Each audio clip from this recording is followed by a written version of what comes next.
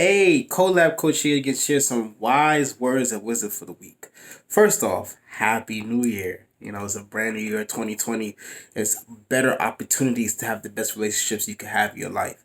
So, today I wanted to talk about the love cycle.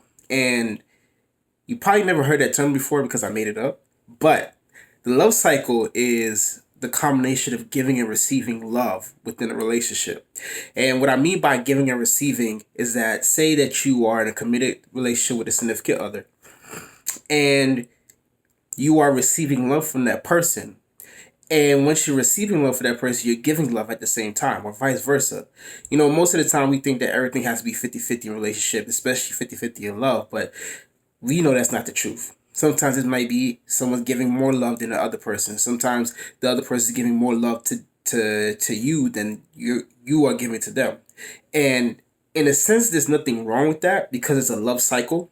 And basically, what a cycle is that it doesn't mean that it has to be moving perfectly in the same order at the same time.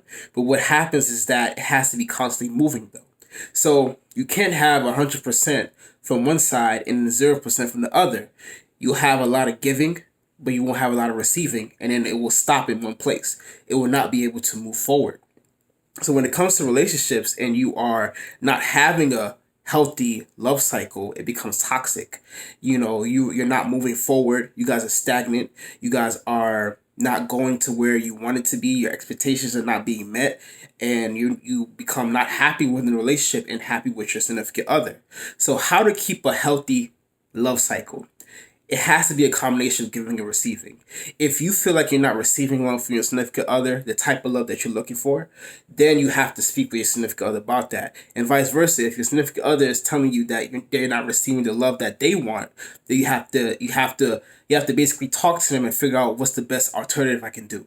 We think that in relationships that once you're together, once you're married, once you're in a committed long-term relationship, then the work stops or the work is not as difficult. But I'm here to say that's when the real work starts. It starts as soon as you put that commitment together because you are constantly in a battle with the single you and the committed you. The single you is selfish. They want to care about themselves, period. And what they want, what they like, how they want to be loved, stuff like that. The committed you is still focusing on what you want, but at the same time taking the time to appreciate your significant other and figuring out, well, I don't want to be the type of person that's just focusing on me all the time. I want them to be included. Because as you know, relationships are the premise of any relationship is that you guys are becoming one. You're meeting as one.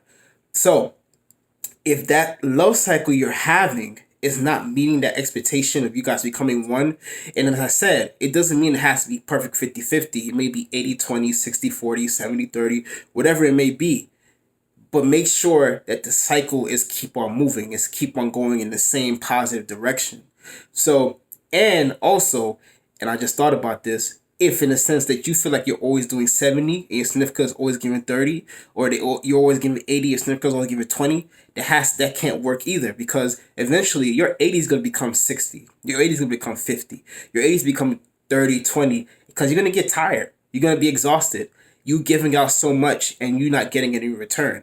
So it's a give and receive. So to have a healthy love cycle, talk to your partner, figure out what exactly they can provide, and figure out what exactly you both are lacking to meet your each definition and qualities of what love should be for your individual self. Don't step into a relationship thinking that your significant other is going to want to be loved the same way you want to be loved, and vice versa. Because yes, you may have a rarity that might happen, but in actuality, no. Everybody loves differently. Everybody gives love differently. Everyone shares love differently. Everyone expresses love differently. So as soon as you have an open mind for that, and you actually talk to your partner about giving and receiving, that love cycle will be everlasting. And it's as simple as that. So who am I? I'm the Collab Coach. I focus on relationships, but not only intimate relationships with your friends, families, neighbors, co-workers, and the most important relationship of all, with yourself. It's January. I want to give you something special. 50% off of any coaching package you choose from. Simple as that. Any coaching package. I got a lot of coaching packages you could choose from. Just message me. So in the meantime, follow me on Facebook, Collab Coaching, Instagram, Collab Coaching. All my videos are on YouTube, Collab Coaching.